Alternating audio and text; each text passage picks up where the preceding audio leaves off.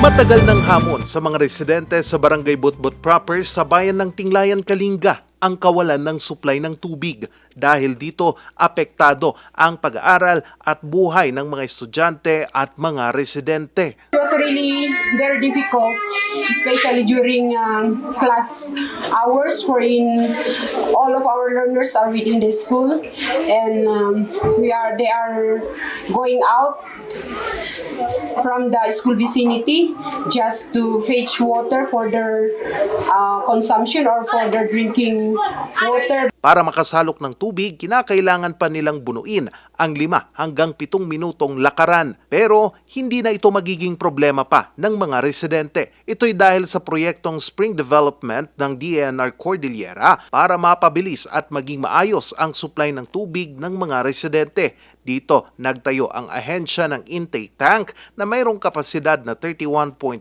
cubic meter, filtration tank at main tank. Ang proyekto nagkakalaga ng 2 milyong piso at pinondohan ito ng Water Resources Management Office. Talagang agpurpurang ti ganun ito.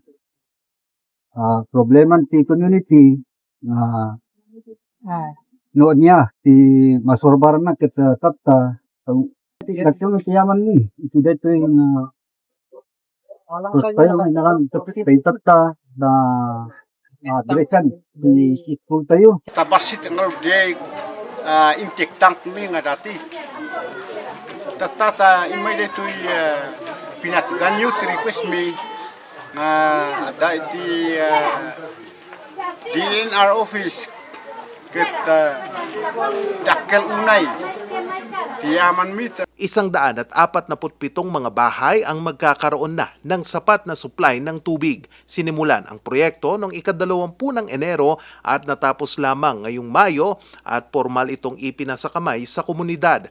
Dumalo sa turnover ceremony sina DNR CAR Assistant Regional Director for Technical Services Benjamin Ventura, Project Coordinator Angelica C. Jacela ng WRMO at mga kinatawan ng Penro Kalinga.